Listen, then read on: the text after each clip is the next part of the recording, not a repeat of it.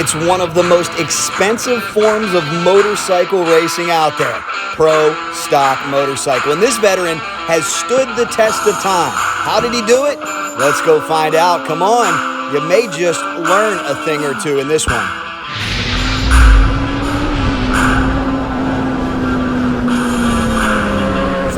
Drag Universe, thank you for stopping back for another video. We are weary, we're on the road, we're tired, but it's okay. We're still on that quest to bring you the most impressive motorcycles we can find. We are here today in Birmingham, Alabama. We had to stop on our way through because this is a hotbed for motorcycle drag racing. It's the home of NHRA Pro Stock motorcycle racer Steve Johnson. It's also near the headquarters for White Alligator Racing. And it's also not far from the Barber Motorsports Museum, which houses one of Elmer Trett's bikes, one of John Meyer's bikes. We've got a lot to see, and I want to take you with me. Come on, let's do Birmingham. And check it out, guys. Remember that Kawasaki ZX-14 we helped sell in Newport News, Virginia? It was in our KZ restoration video. Here it is. It is on its way to California in a brand new home. In half a mile, turn right onto 2nd Avenue North. This is so cool, guys. I've wanted to see Steve Johnson's headquarters for a long time. Let's go check it out. How cool is that? Now that is a door handle. Yes, guys, we are finally here. Steve Johnson Racing. I'm so excited. I've always wanted to see his headquarters. And you know what's really cool about this video? On Cycle Drag so much, we take you inside the sport. We show you the nuts and bolts, the tuning, the wrenching. But how about the marketing side? All right, stay with us in this video because Steve Johnson is one of the greatest promoters and marketers out there. And we're going to learn some of the secrets that have made him so successful. Maybe some secrets that can make your program successful. Let's go inside and see if we can find Steve. Check this out. How cool is this? You know you're at Steve's shop. That is an appropriate door handle. Let's see if we can find him. Whoa, look at this. Wow. There he is, ladies and gentlemen, Steve. Steve, thank you so much for having me. I've wanted to see this place for so long. Look at this, guys. We got Steve's helmets, John Meyer's helmets. It is great to see you. Thank you so much. I really appreciate it. Fresh off your Gator Nationals semifinal performance. For those of you who do not know, this is the longest tenured pro stock motorcycle racer since 1987, 6-time Wally winner, and a man who just has a tenacity that will not quit. You have done it. You have stood the test of time, Steve, and everybody out here in this video wants to know how you did it. How's everybody doing? I'm glad you had a chance to come by and see Birmingham, Alabama. I moved here because of John Myers chasing a girl, and this is where motorcycle drag racing was a lot closer to get to than coming all the way from California. So I'm proud to be here, and I'm glad you're here too. Thank you very much. You brought up a name moments ago, John Myers. We have his helmet up there, one of the true legends of the sport. Unfortunately, no longer with us. I know you were a good buddy of his, and this was where he was from, right? Yeah, he, Kerry, and they were here. He had a shop, he had a turbo shop, and he raced for George Bryce. That's such a cool story, how they got together. And I just, I gravitated towards him like everybody else did. And then I raced with the team, and it just made sense. You know, I was spending so much time getting on an airplane. That's why I have so many miles, and it was just burning it up. So it just made a lot more sense to come out here, shacked up with a gal, but everybody always wants to have a shop. You know, it's like the garage, the 20 by 20 garage just doesn't work anymore, you know, and you've moved into grandma's house, and you've taken grandma's garage too. So in 2000, we were fortunate enough to enjoy some sponsorship, and I saved my money, and we just had a chance to do the proverbial napkin, with a guy that is a project manager for a building company.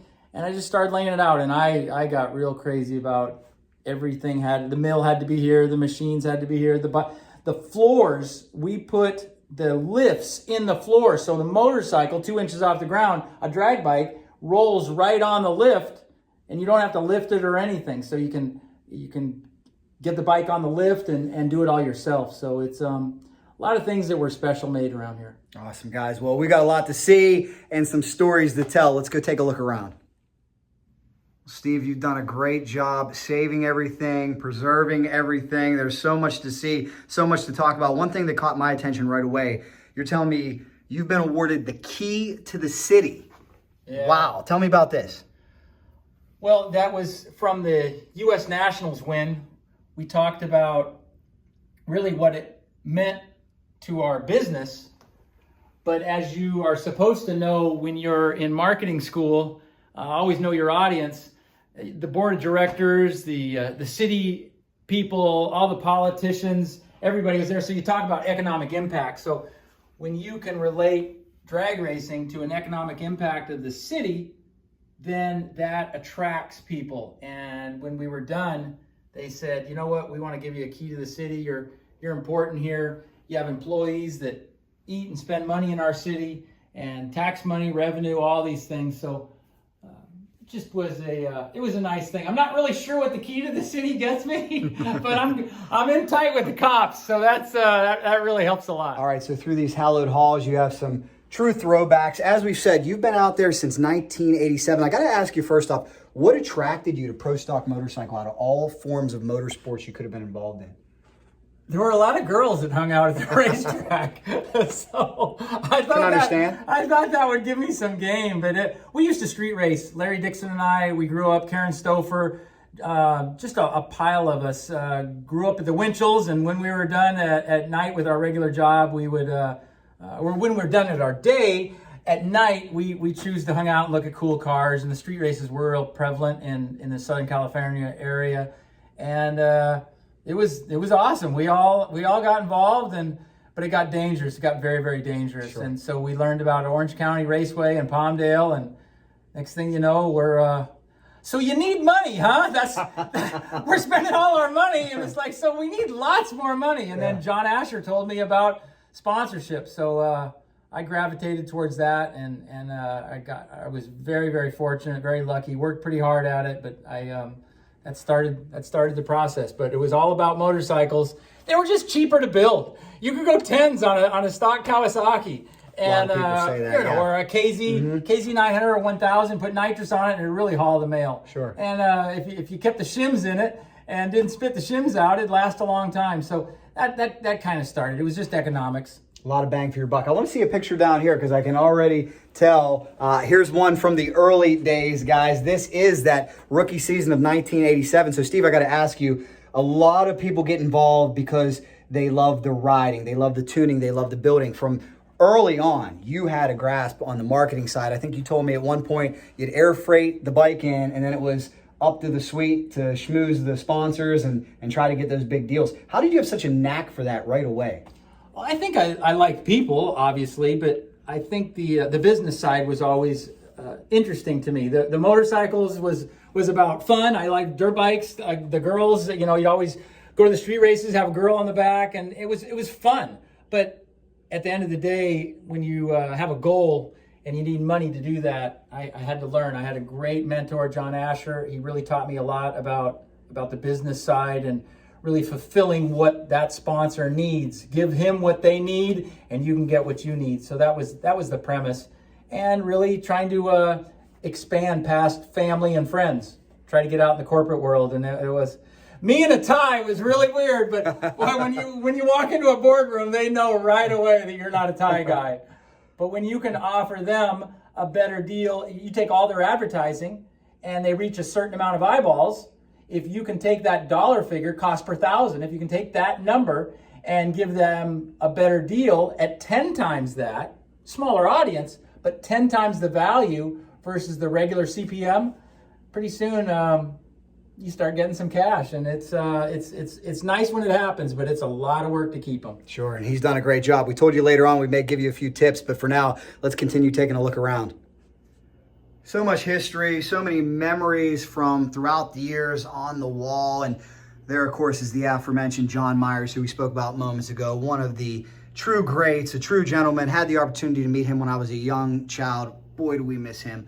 Really wish that John was still here. One of the best ever. Steve, you might have one of the best shops ever because we don't typically start out our tour in the bathroom, but you got the coolest bathroom, so you got You gotta let me see what's going on. Look at this. Look at this. It looks like nitro in here. It's a 55-gallon drum of nitromethane. VP used to be the official fuel of NHRA, and now Sunoco is. But it's, we come in here, you wash your hands, a little bit. My buddy McDaddy's soap, and just it's different. We got a shower in here because people would come by. You never knew when. But Cycle Drag might come by, and you have to, you have to shower, get cleaned up for them. So. I might need to borrow it. I'm on the road. I might have to hit one before I get out of here. And then you got women, I'm sure, appreciate this. Look at the beautiful ladies' room that you have. This is not your typical shop bathroom. No, it's my gal at the time. She just she really worked at it and tried to make it nice. And I spent so much time here that you want it nice. And I thought I was rich. I thought I was rich when I built this place. I had a sponsor and thought I had the world by the tail. Guys, here's something that's funny too. Every pro stock motorcycle racer is on a diet. Steve's has become quite famous. Some do the keto, some do the South Beach, some just don't eat anything. Steve believes in broccoli, lots and lots of broccoli. All right, we got to see this, Steve. Well, there's a reason for the broccoli, but I figured out how to revive it. But it's, you gotta keep this stuff in stock, man. My goodness. Little almond breeze, little blue diamond action, and You never get sick of broccoli, huh? It's good. Over a pound a day. A pound a day. What else does your diet consist of? Some kind of lean protein. Okay. And there are some M&Ms in there. And Chris McGahey keeps shoving pizza down my throat. It's like, how can you turn down pizza, right? This is so cool, Steve. We talk to so many racers who say, I wish I would have kept that. You do keep all that. Look at the hat and the leathers. How many sets of leathers you got back there? More than one. Wow. Well, you need different leathers. Look at this wax shop dash, the very first one. Oh my goodness. Yeah. And a great environmental guy. I'm going to contribute to your can collection here. Hey, if all else fails, you cash in those cans. That's even a little bit more money for the program, right? Don't steal from your racing program. Save money so you can buy more pistons. Steve, it's motorcycle racing. The rules are such that body weight means a lot. Do you ever get jealous of those Top Fuel funny car guys and some of the guys in the other classes that can just eat whatever they want and be as big as they want? John Force, when he got hurt, I used to see him in the gym in the morning at the hotels we hung out in. And oh my gosh, he was size, he's got big, but it's, man, when you got nitro in the tank, who needs to worry about eating, right? It's like, bring on the pancakes, the pizza, the cheesecake. Oh my gosh, it's diet. Who needs a diet when you race a fuel car? It's not easy being a pro stock motorcycle racer. So many memories on the wall. I love it. And then, of course, in here, this is where the magic happens. This is the shop. I can see the motorcycle torn down already. No sleep, no rest in pro stock motorcycle, is there? No, it's I remember back in the old days, they'd always say, well, what's the lanes like? Or the right lane, the left. You talk to George Bryce and, oh, there's this inconsistency and this track over on this side, it's always leaning, you got just the wheelie bar. Those guys, everybody knew. I knew about the shrimp cocktail in the Winston Suite. When I was done, he'd park the bike, he'd lean on the pipe, and I'd go up in the Winston Suite and schmooze, and I thought I was doing the right thing. But back in the Winston days, wow, I had tennis shoes on here. Tennis shoes and pro stock motorcycle. Yeah, that's a bad picture, but that's great. We were number 10. That was in '88, and there's Buster. So it's Byron Hines in the background.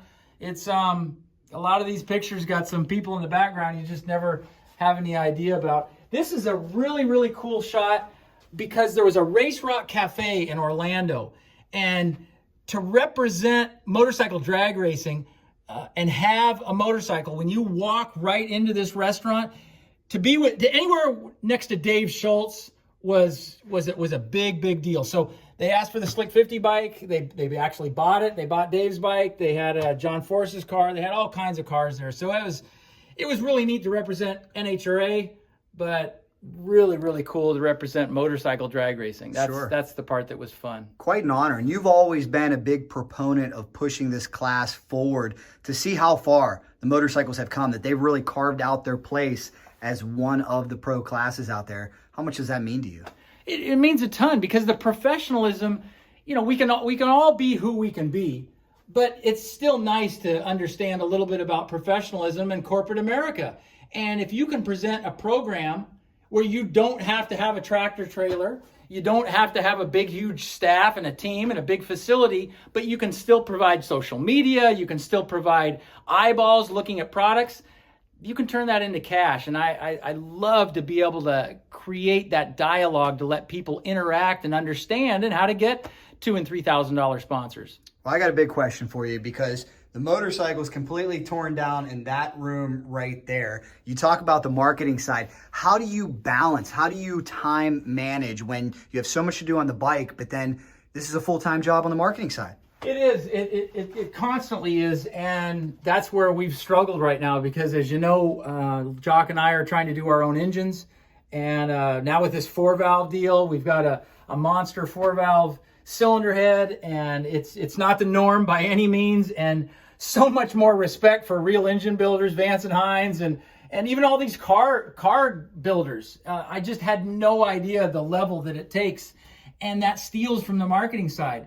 When we were a full shop, 7 people in here working, all these offices were filled with brand managers, accountant, crew chief, Mark Pizer. There's just a lot of stuff going on. I was every single day in this office, and it was all about sponsor engagement. What appearances are you going to do? We did Walmarts every single Wednesday with John Forrest, believe it or not. We'd ship a motorcycle, have a crate and a reaction timer. Every Wednesday was a Walmart. So that's why I have so many miles. It didn't matter that we were racing. We were also marketing. How many lifetime Delta miles do you have? We're closing in on 4 million. What? 4 million? Yeah, so you get Holy moly, I got 200,000. I thought I was a big dog. I'm a white belt. At 4 million, you get some kind of 4 million. Yeah, you get status for life. Yeah, a million is impressive. I wonder if I can make a million someday. Well, you've done a lot on the sponsor side, that's for sure. From Slick 50. Yeah, these are all just photo shots that they did. This was unique because it was K&N and Snap-on, and this was another one. I guess this is kind of the K&N thing. There's John Myers in the background, and Ken. It's like, wow, this is obviously the Winston days. So that was Ohio. That was Columbus. That's so cool. So cool. Well, clearly you have done well on the sponsor side. So we promised people we're going to take them upstairs, show them your closing room, and give them some tips.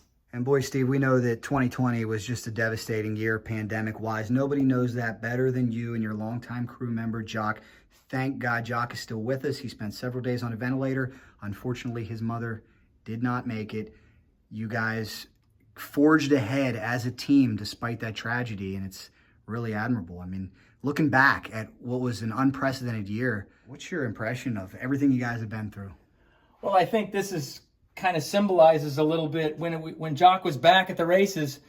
One of those fantastic Camping World fans that come to the drag races, the NHRA drag races, he says, "Hey man, we want to do something for you." So he made this for us, and Jock got one and I got one, and it was just real cool to kind of symbolize obviously the drama, but there's pictures everywhere in the shop, and it's a memory, right? So auto imagery was so powerful. And we had pictures and I have every national dragster from when I started, but things like this that really hit you emotionally, and a pandemic in the United States of America, much less the world, that's a memory that you can push forward. No matter what kind of issues you have, you can always push forward. These are so cool. I'm sure so many of you have these, remember these, and this ties right into our discussion, because previously, Steve, you told us one of the creative and unique ways you've helped fund your program is through a diecast, which you said was great information passed on to you by the late, great Dale Earnhardt. Yeah, I was fortunate enough to do autograph parties with him, and sat next to him, and he would school me on this stuff.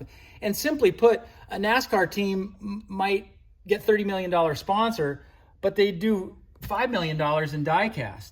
And that's just an off-the-wall kind of a number. Well, in drag racing, when Diecast came over to our area, there were 17 distributors for Action. And the Diecast got sold all over the place. And to understand the business side of that was important. So we did, actually Action took this yellow bike. They made 4,900 of these things, and they sold them. And we would get, I don't know what we got. We got our royalty. We got 5% for an owner. We got 5% as a rider, and 5% if you could talk the OEM out of that 5%. You get 15% of the sale of that. Nice. And so that helped fund your racing. And Ron Ayers did real good. The Winston whole program did phenomenal. And in my little niche, Dale Earnhardt told me what to do, and we did these Snap-on bikes. But instead of doing them through distribution at Action, I discovered an American Express Gold Card, and I bought them all myself. Wow. And so we sold them all ourselves too, and we were very, very fortunate. I just am so blessed to understand that, having an advisory council. I had Dale Earnhardt. I had many, many people that were advisors. So this in itself was way over 50% of the income for our racing team. So, next to a NASCAR team, it was 10%, 5%. But to our little racing team, it was the lifeblood of what kept us alive. So it was, thank you if you bought them. Thank you to the industry. Thank you to the collectors. And thank you to American Express. I can tell you I got a few. What an interesting story. You guys remember when Diecast was all the rage? NASCAR, NHRA, everybody was all about Diecast. Admittedly, if you follow me, you know I have a full collection. Bought a case off Steve. I think it was 2001. I think I need another one because I filled it up. I love them. I hope they come back. We're going to take a walk upstairs and give you some real marketing tips. But check this out, NHRA fans.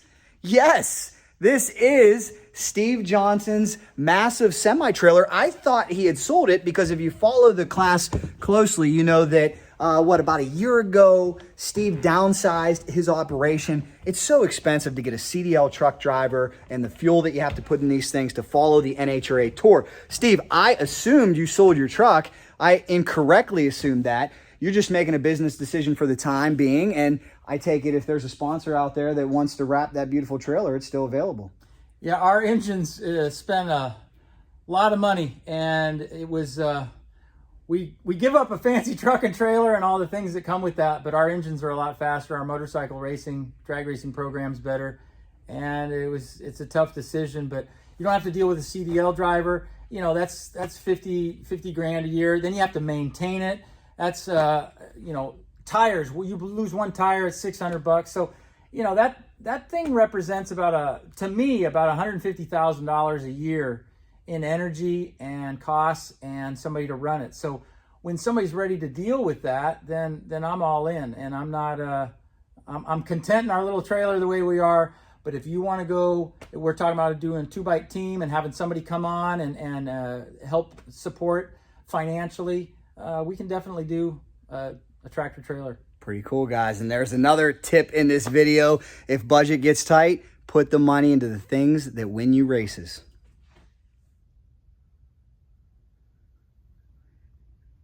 All right, guys, you want to talk about behind the scenes stuff that I have never seen. I told you we're going to take you behind the ropes and show you some cool stuff. Steve, you're showing me a tool that I've never seen in any shop. You're telling me you can do wind tunnel testing for your program, your race program, with one of these. Well, Jack, you've stolen my bill. What I was going to say is when I watch Cycle Drag, I get to see all the coolest infrastructure of these racing teams. And Larry McBride and Vance and Hines and Star and just all different Harley Davidson. I get to see all these tools, but I've never seen a wind tunnel. So you hear about Lockheed, you hear about McDonnell Douglas. This is a scale wind tunnel. So you can put this motorcycle. I've put this motorcycle inside this wind tunnel, and there is a strain gauge. It's far more sophisticated than this motorcycle racer can understand. But the point is you can understand drag, and it's got a wind generator, it's got a motor, and these gauges will tell you the amount of load that's on there, and it's very, very cool. I took it to the YES events that the National Hot Rod Association has to educate young people on STEM, and specifically skilled trades. And that's where my calling in life is to let young people understand you don't have to go to college to be successful in life. It's a great opportunity, but there's a lot of debt that comes with it.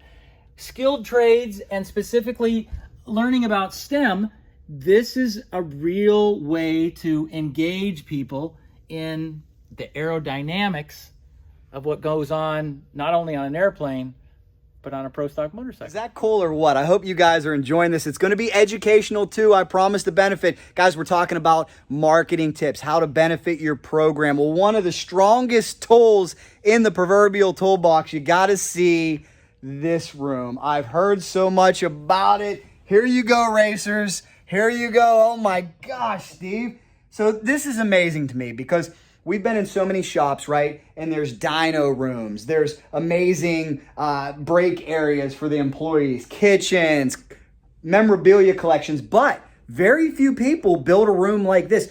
This is a round table room where you can sit down and close a six-figure deal. Well, Jack, it's I'm proud to. You make me feel good. You're in your power chair. You got Wally over here. I mean, we started this project in 2000, and my dream was, I got offered NASCAR. With Slick 50, I got offered to drive a NASCAR, and I'm like, I love motorcycle drag racing. I'm a bike guy. I just love it, and I told him I'm gonna make my million in motorcycle drag racing, but I'm just a bike guy, and I always wanted to represent the industry. I just wanted to be part of the fraternity. And flying on a plane or doing a school program or in a boardroom. I was in plenty of boardrooms and nervous as heck and knees knocking and tie crossed up and blah, blah, blah. But it's like, I just want us to be professional. As an industry, I just want us to be professional when we can. And hold off on the potty mouth and the jackwagon program a little bit. And just because it's, at the end of the day, we need money. We need these resources. And right now, when Vance Nines rolls up and their truck and trailer, I mean, it's an F1 team. That's the epitome. They are Formula One. They represent our sport so good.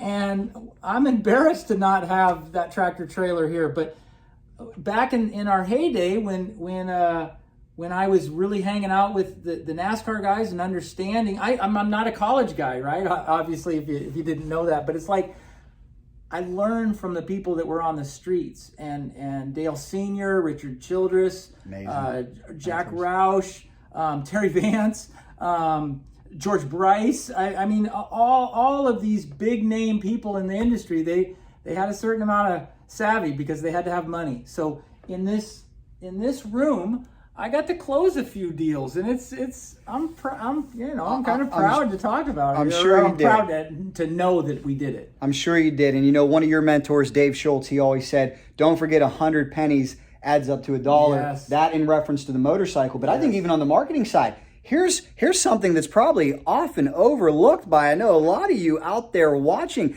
have a space like this where when you bring in that gatekeeper from a different company, from a lubrication company, an energy drink company, something that's going to wow them and make them say, this guy's professional.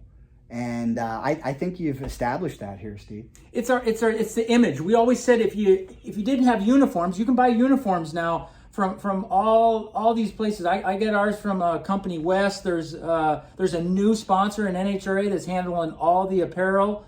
All of these places, you can tuck in a t-shirt and everybody has a tucked in t-shirt and they look professional. Sure, it's neat to have uniforms, but you don't always have to go out and get the $500,000 sponsorship deal. That's what we were all chasing, 500, a million. We all have dreams, right? So you settle you shoot for the 20th floor and you settle on the second floor. You don't have to have a conference room, but I'm all in. I'm all in motorcycle drag racing and the National Hot Rod Association and whatever it takes to learn from those people, those businessmen, those successful business people. This it just helps me. It gives me some confidence. Jack Roush told me, Bring them in the conference room, show them a trophy, show them that you've won a race. And my longtime sponsor, Slick 50, at the end of the day, the oil's in the pan when you start your car. You know, it was a great plan, and they love seeing this stuff, and they feel like they're part of something. And when you can, that's the big deal with Jock. When he was in the hospital, they were so engaged in him because they saw his support. They saw online. They saw the posting about him. They knew that he was important, not that anybody else isn't important, but they knew his support. He was just special, and they like to see that support. They like to see the infrastructure, and I think that's what this room represents. Is it represents kind of the brand of who we are. We want to be professional. Your money, your finances aren't going into a pool. They're not going into gold jewelry. They're going into making our team more professional and conveying a message to your marketing people, and obviously trying to compete with everybody that's trying to tear your throat out. You're trying to win the race. That's right. Truly amazing, guys. Well, at the beginning of this video, we promised you marketing information. Every racer out there on every different level wants a sponsor. We've already given you quite a bit. Build a room like this if you can. Work hard. Listen to good mentors. He's dropped a lot of names of true marketing legends out there. Steve, before we go, and this has been awesome, for everybody who we have their attention right now, what are some of the best marketing tips you have for them to get a sponsor in this day and age? And I want to preface this by saying things have really changed in this era with the digital explosion, with companies having so many different places to throw money, where maybe back in the early 90s, a program with a race team was so valuable, to now there's more options for these companies. That doesn't mean it's over. That just means it's tougher for guys like you. It's tougher for racers to get the funding they need. That being said, in this climate, what's the best advice you could give? Well, there's so many different angles. You put me on the spot, and I knew we were going to talk about this. But I think you really, I want people to, in my opinion, it's really understanding what you want to do. Do you want $2,000 for some travel money? Do you want exposure so you can take that to a corporate America company? It's really understanding what you want, specifically a goal, and how you think you can get that. And so one of our simplest things that we used to talk about was the hamburger stand, just the local hamburger stand. You go in there and you say, you know, how many hamburgers do you sell in a day? And they'll tell you. And, you know, it could be Carl's Jr., it could be a McDonald's. You know, typically you're probably not going to get a McDonald's deal unless you know the franchisee. But still, if you understand, if you isolate the situation, the opportunity, and say, how many do you sell?